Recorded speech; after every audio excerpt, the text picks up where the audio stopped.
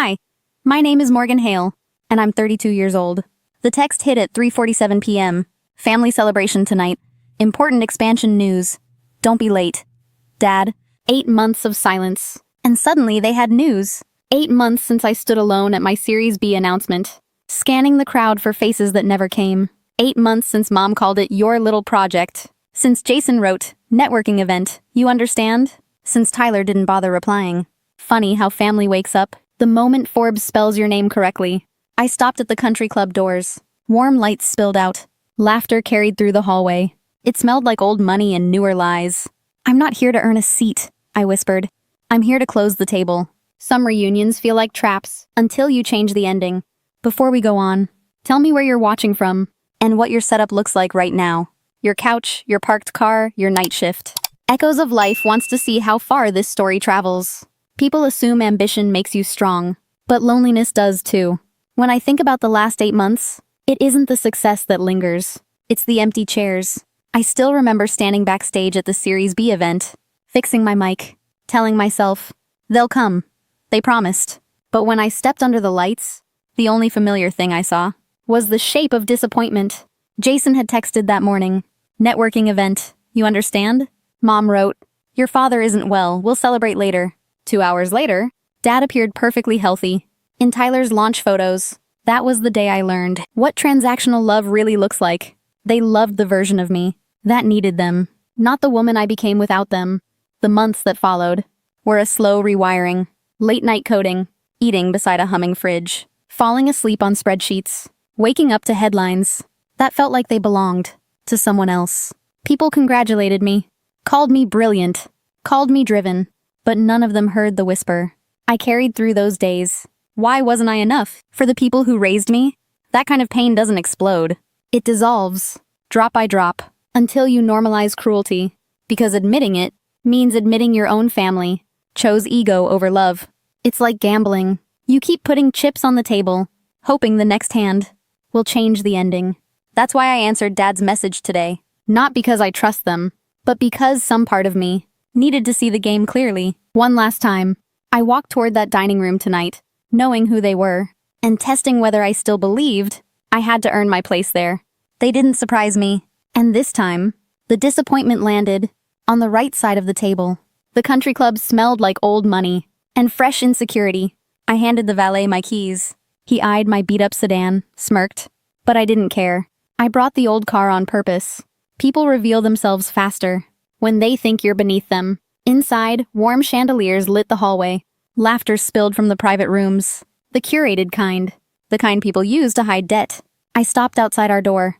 The gold plaque read, Family Night, Hale. Funny how a last name can feel like a costume. When I pushed the door open, the warmth felt artificial.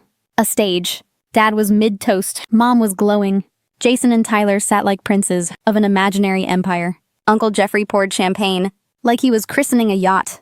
There she is, Dad boomed. The prodigal daughter returns. Mom rushed over. Her perfume hit first, then her voice. We've missed you so much, Morgan. You look exhausted. That startup life must be brutal. I'm fine, I said. Actually, I've never been better. The table was set, with vintage Dom Perignon, white linens, and the desperation of people trying to look prosperous. Jason leaned back, smirking. We saw the article. 92 million valuation. Not bad for a travel app. Valuation isn't cash, Tyler added, eyes on his phone. You know that, right? Uncle Jeffrey chuckled. Real wealth is in assets. Brick and mortar, not your little tech bubble. I sipped water, watching them perform competence, like a group audition. Dad cleared his throat. We're expanding lakeside resorts. Spa, golf course, full renovation. It'll be the jewel of the state. Mom beamed. It's your father's legacy. I let them talk. They needed the stage. Finally, Dad said it. We need you to invest. A bridge loan. 1.5 million. Just until financing hits. Jason nodded. Invest in your family. Be part of the legacy. Mom's voice softened. After everything we've done for you, this is your chance to give back. The air tightened. There it was. The pitch. Wrapped in guilt. Served with wine. I didn't answer. I just looked at them. The people who skipped my biggest night. Now selling me a sinking ship. As if it were a crown. Dad leaned closer. You should be honored, Morgan. We're giving you a seat at the table. I smiled. He didn't notice it wasn't joy. They didn't know the only seat I wanted was the one they couldn't touch. Before we go on, if this were your family, what would you do? Comment 1 to stay quiet and keep the peace. Comment 2 to confront the truth and protect your boundaries. Echoes of Life is listening. Dad pushed his glass forward, ready to launch into his fantasy again, when I opened my leather folder and laid a single document on the table. Before I give you an answer, I said, I want to show you something. Uncle Jeffrey squinted. What is this supposed to be? Your reality, I said. Dad forced a laugh. Come on, Morgan. Don't start with drama. It's not drama, I replied. It's numbers. Their eyes followed my finger as I pointed down the page. Insolvent for 18 months. Dad's smile twitched. Occupancy down 40%. Jason shifted in his chair. Deferred maintenance. $3 million. Mom's hand tightened around her napkin. Tyler finally looked up from his phone.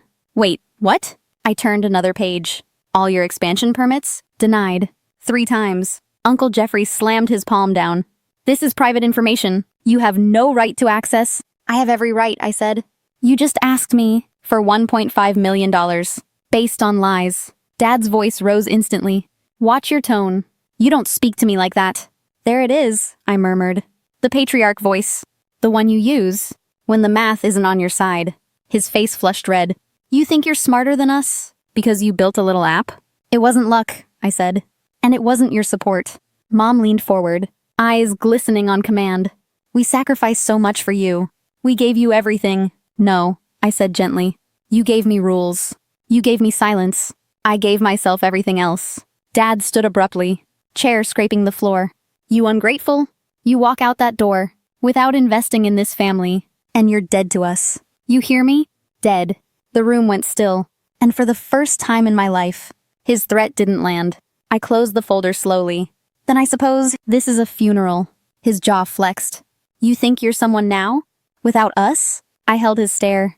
I think I finally understand who I am without you. Mom gasped softly, as if honesty were profanity. Jason shook his head. You're blowing up your own family. Over nothing. Nothing? I repeated.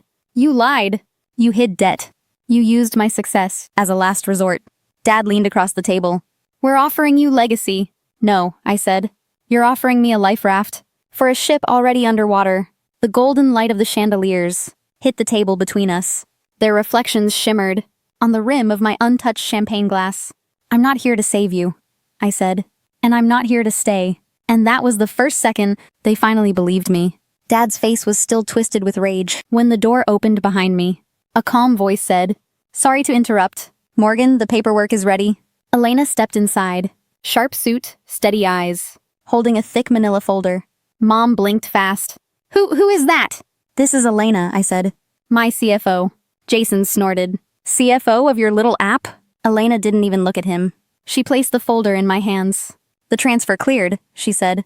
All signatures confirmed. Dad frowned. What transfer? What is she talking about? I opened the folder slowly. Before dinner, I finalized an acquisition. Uncle Jeffrey leaned forward.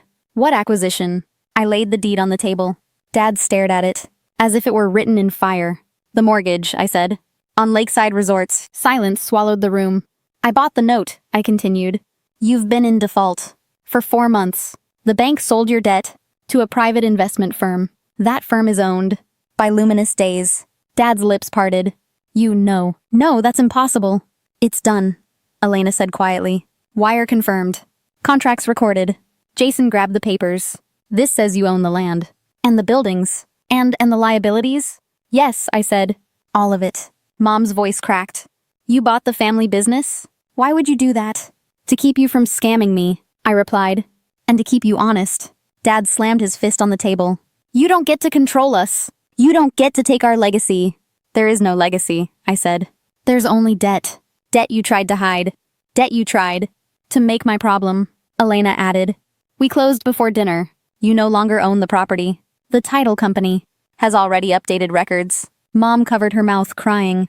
Please, Morgan, we can fix this. We can talk. No, I said softly. You don't talk. You demand. You rewrite history and call it love. I slid one last paper forward. A check. This is $200,000, I said. A buyout. Enough to rent a condo and start over. Dad stared at it, shaking. I won't take your charity. It's not charity, I said. It's severance. Jason stood up. You're ruining this family. No, I said. I'm ending the part where I'm the villain. Chaos erupted. Mom sobbing. Jeffrey swearing. Jason accusing Tyler. Tyler blaming everyone. They didn't notice when I stood from the table and walked to the door. Elena followed me out into the quiet hallway. You did it, she whispered. No, I said, exhaling. I finally stopped letting them. I paused at the exit, feeling the weight leave my shoulders, like a coat I'd outgrown. I didn't win a battle tonight. I ended a dynasty, built on denial. The country club lights faded behind me as I walked toward the SUV. For the first time in years, my chest didn't feel tight. It felt spacious. Elena closed the passenger door and looked at me gently. You okay? I took a slow breath. I'm more than okay. I'm done. We drove in silence. The kind that doesn't hurt. The kind that heals. My phone buzzed once. A final text from Mom. We can fix this. Please come back. I stared at the message. The old version of me would have turned around, would have tried to explain, soothe, negotiate, shrink. But that girl had financed their comfort with her own destruction. She had been raised to believe love was earned through sacrifice and silence. I deleted the message and blocked the number. The city skyline glowed ahead, each light a reminder that I had built a world far beyond their reach. When we reached my building, snow had started to fall, soft, drifting flakes that melted on my coat. The moment they touched, I stood there a long moment, feeling the cold seep in, feeling the freedom sink deeper. People think healing is some dramatic sunrise, but sometimes it's a quiet night. When you finally understand, you don't have to audition for a role you never wanted. I whispered to the air, almost laughing. I'm not the daughter they lost. I'm the woman I became. Inside my apartment, I poured a glass of water, set my keys down, and took in the silence. It didn't feel empty anymore. It felt earned. Some endings aren't tragic. They're necessary. And sometimes the most radical thing you can do for your family is save yourself. If this story touched you, tap like, share it with someone who's finally choosing peace, and stay with echoes of life for the next story.